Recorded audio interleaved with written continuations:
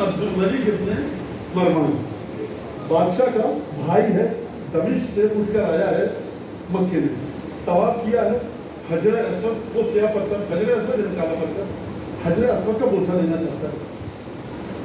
سرکار آپ ہوں گے بادشاہ کے بھائی دمشق میں، یہ ہے مکہ، فرش اعضاء پر آپ ہے ڈائریکٹر اپنے ادارے میں ہوں گے، یہ ہے فرش اعضاء، یہ ٹھیلا چلانے والا اور جہاز اڑانے والا برابر برابر بیٹھتے ہیں۔ جس کو غرور ہے نا یہاں پر وہ اس فرش پر نہ آئے کوئی فائدہ نہیں آنے کا۔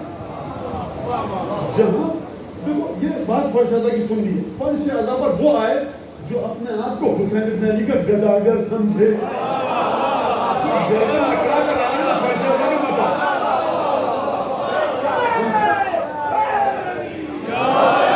ہم سب بھیکاری ہیں حسین ابن علی۔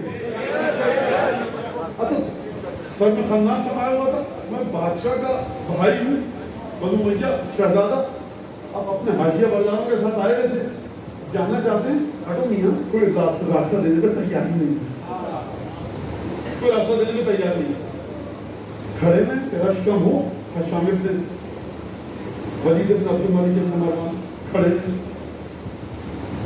انتظار کر رش کم ہو تو میں جا کے بوسا۔ ایک دفعہ ایک نوجوان آیا، چہرہ نورانی، بارش، پیشانی پر گٹے کا نشان، کھڑے، اس کے ساتھ کوئی بھی نہیں ہے، نہ محافظ ہے، نہ قبیلہ، نہ عشیرہ، نہ بھائی کا بھائی، کوئی نہیں، اکیلا ہے۔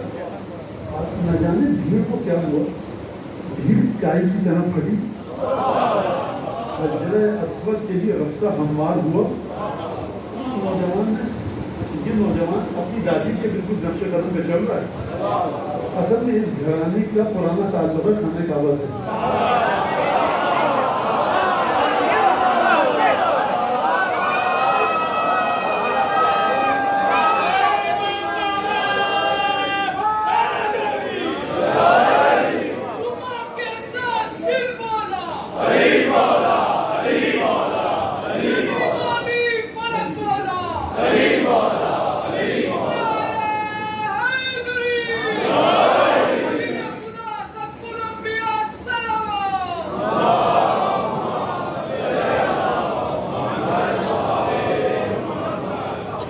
جس کے لیے دیوار کعبہ شک ہوئی تھی، اور اب آگے آپ کو پتا میں اشارہ کرنا چاہتا ہوں رب دینے کے لیے،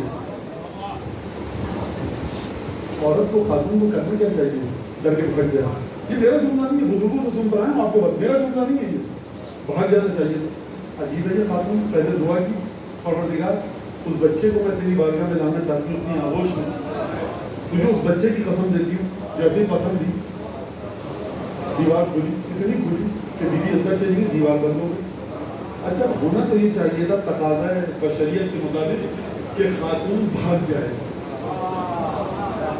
دھیرے دھیرے دھیرے قدم رکھ کے چلی گئی، یعنی مطلب یہ کہ دیکھو کوئی اور عورت ہوتی تو بھاگ جاتی، میرا خدا کے ساتھ کوئی وعدہ ہے۔ تو ادھر جب بھیڑ چھٹی، سید سجاد جب بھیڑ چھٹی تو وہ جائے دوڑتا ہوا کہ تو یہ سمجھے کہ لوگ نہ جانے کیوں بھیڑ کو کھول دیا ہے، بھیڑ چائے کی طرح چھٹی ہے، اگر میں نے دیر کی حجر اسود کو چومنے میں بھیڑ دوبارہ آ جائے گی۔ اس گھر میں جن کے وعدے خدا کے ساتھ ہوتے ہیں وہ گھبرا کے نہیں چلتے، وہ دوڑتے نہیں ہیں، وہ بڑے آرام آرام سے چلتے ہیں۔ سید سجاد بڑے آرام آرام سے گئے اور بھیڑ رکی ہوئی ہے، بوسہ دیا، بادشاہ کے حوالی جو آئے ہوئے تھے دیکھا، نہ خدم نہ حشم نہ نوکر نہ چاکر، چہرے پر عبادت کے آثار، سستی سی آواز، سستی سی قبا، ریشم و کمخاب کا بچھونا نہیں، کچھ نہیں، تو سلسلہ کیا ہے؟ تو وہاں جو لوگ موجود تھے جو شام سے آئے تھے، انہوں نے پوچھا بادشاہ سلامہ کے بھائی سے کہ من ہوا، یہ کون ہے؟ کہا لا اعرفہ، میں نہیں جانتا۔ اچھا کیوں کہا میں نہیں جانتا؟ اچھا بادشاہ سلامہ کے بھائی سے میں پوچھوں گا سرکار پوچھنا تو آپ کو چاہیے تھا یہ ہے کون کہ یہ امت مصطفیٰ ہمیں راستہ نہیں دے رہی حکومت کے باوجود، اور اس نوجوان کو دے دیا۔ تو اب آپ سمجھے وہ آتیناہم ملکا عظیما کہ جو خدا تبارک و تعالیٰ نے، میں نے آیت میں تفصیل کر کے پڑھا کہ ہم نے آل ابراہیم کو ملک عظیم دیا ہے، یعنی ہو سکتا ہے تخت پہ تم بیٹھے ہو۔ آل ابراہیم کی سلطنت کا انداز نرالا ہے، ہو سکتا ہے تم کچھ بھی کر لو، کچھ بھی کر لو، جتنی بھی ظاہری لحاظ سے ضرب و برق عمارتوں کو عطا کر دو، شفا ملے گی ابو الفضل عباس کی ذریعے سے، شفا ملے گی علی بن موسیٰ رضا کی ذریعے سے، شفا ملے گی مشہد سے، دعا قبول ہوگی وہاں پر۔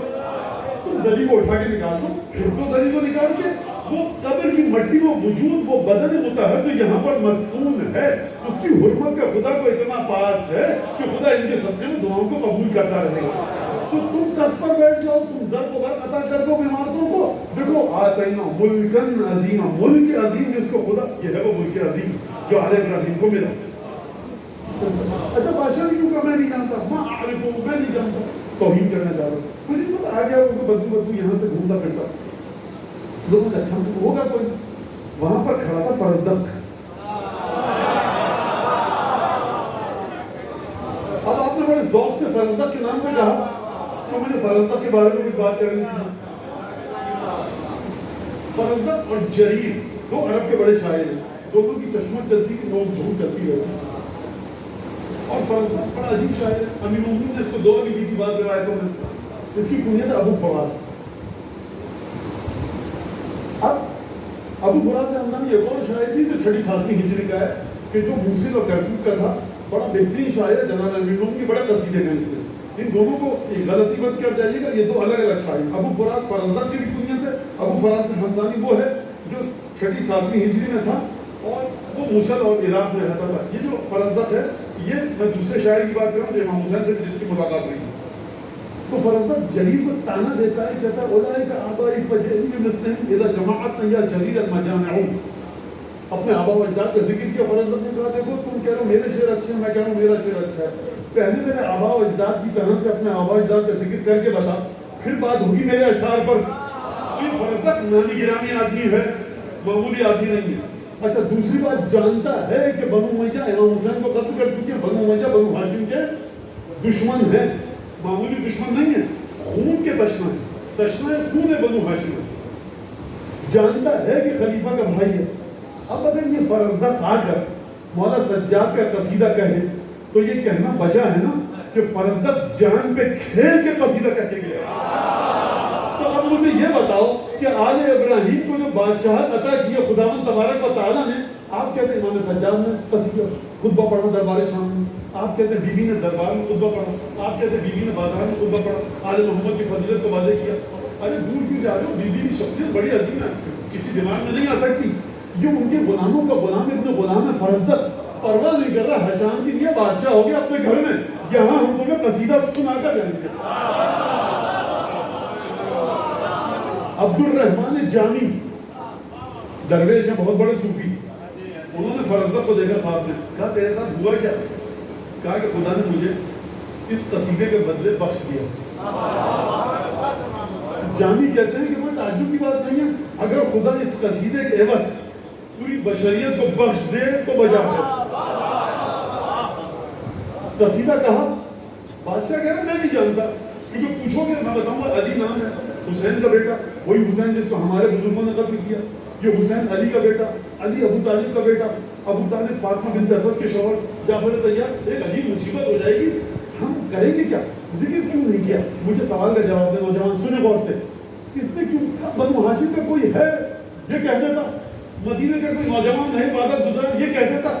بھائی اس گھرانے میں ایک بڑی مشکل ہے، بنو ہاشم میں فاطمہ زہرا کی اولادوں کے ساتھ ایک بڑی مشکل ہے، ان کا ذکر سوائے طہارت کے کوئی کر نہیں سکتا۔ ادھر تم ذکر کرو گے تو کہے گا فاطمہ بنت اسد کون؟ تو جس نے رسول کو پالا۔ فاطمہ زہرا کون؟ رسول اس کے لیے کھڑے ہو جاتے تھے۔ علی مرتضیٰ کون؟ جس نے جنگ بدر اور احد میں رسول کے دشمنوں کے گلے کو کاٹا۔ ابو طالب کون؟ جس نے رسول کی سرپرستی کی۔ تو جیسے ہی ذکر چھیڑو گے ایک دفعہ طہارتوں کے دفتر کھل جائیں گے، پھر پوچھا جائے گا یہ بھی مکے کے تھے، آپ کے بزرگ بھی مکے کے تھے،